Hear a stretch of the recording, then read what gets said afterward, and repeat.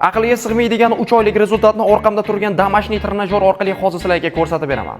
Birinchi kun turniy burusimizda razminka qilib olamiz va ko'rakni oldi qismi, ya'ni grudga 10 tadan 4 podxod jim ishlaymiz. Endi stulimizni tepa gradusga qo'yib turib, 10 tadan 4 podxod grudni tepa qismiga ishlaymiz. O'zini 3 ta ushlagichidan eng kichkinasini olib, tepa gradusga qo'ygan holatda qo'lni orqasiga, ya'ni tritsepsga ishlaymiz. Ushlagichini o'zgartirib 10 tadan 4 podxod mana bu holatda qo'lni orqasiga ishlaymiz.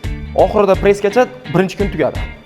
Tana tiklanish uchun bir kundan ikkinchi kun. Razminkadan so'ng yelkaga ishlash uchun o'zining alohida joyida bundan ham 10 tadan 4 podxod ishlaymiz. Gradusli tomonini eng pastga qo'yib, xuddi mana shu holatda ham yelkaga 10 tadan 4 podxod ishlaymiz. Endi xuddi shu gradusda 10 tadan 4 podxod qo'lni oldiga ishlaymiz.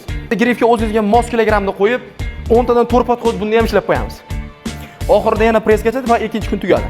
Yana bir kundan 3-kun trapetsiyaga ishlaymiz. Uning uchun turniy burusida razminka qilib, sirasi mana bu yelkaga ishlaydigan tomonni eng pastga tushirib, mana bu holatda 10 tadan 4 podxod trapetsiyaga ishlaymiz. Trapetsiya ikkinchi upражнение. Grifda o'zida mana bu holatda 10 tadan 4 podxod ishlayveramiz.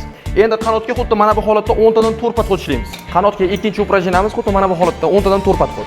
Endi qo'lni oldiga ishlaymiz, ikkinchi kun bilan bir xil bo'ladi. Press-katat bilan tugatamiz. 4-kun faqat oyoqqa ishlanadi, mana shu holatda 10 tadan 4 podxod.